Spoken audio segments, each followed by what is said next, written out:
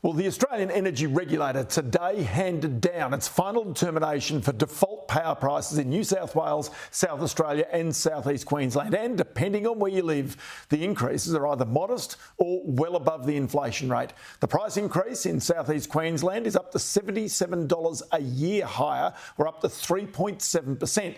In South Australia, the price change is up to $71 higher, that's 3.2%. And in New South Wales, the price increases are greatest, up to $155 a year higher for residents, or 8.6% for Ausgrid customers. That's almost 3.5 times the current inflation rate. In every area, increased wholesale and network costs are driving the prices higher, the Australian Energy Regulator says. Clare Savage is the chair of the Australian Energy Regulator and joins me now. Clare, many thanks for your time. I mean, it does depend on where people are. This is a default offer. They can negotiate cheaper rates if they do get on the phone. But the reality is there's still cost pressures inside our whole energy system, aren't there?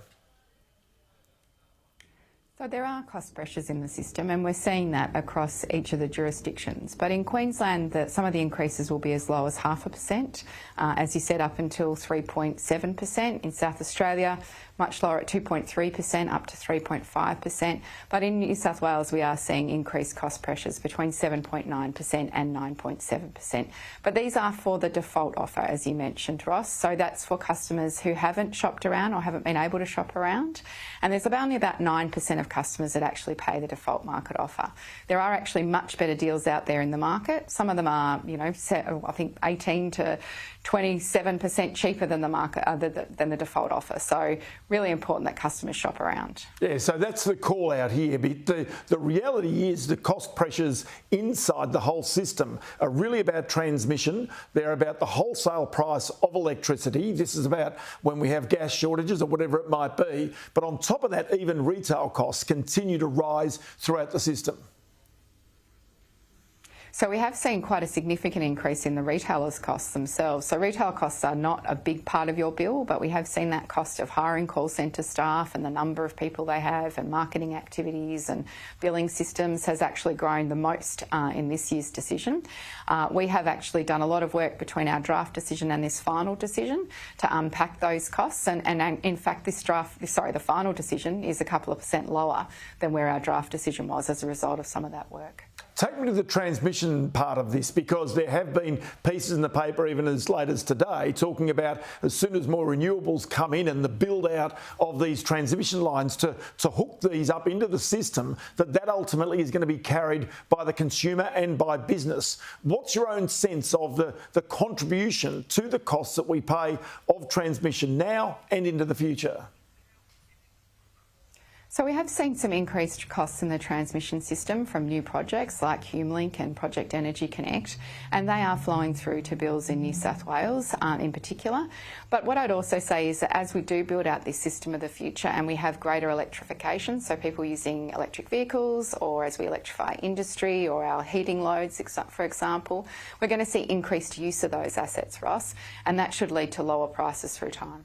Okay, so then take me to one other aspect of this. You talk about the discounts that are available if people negotiate, but surely even those retailers themselves have got their own inflation rates. How do they still manage to have much more significant discounts to these default offers when they have got to make a profit themselves?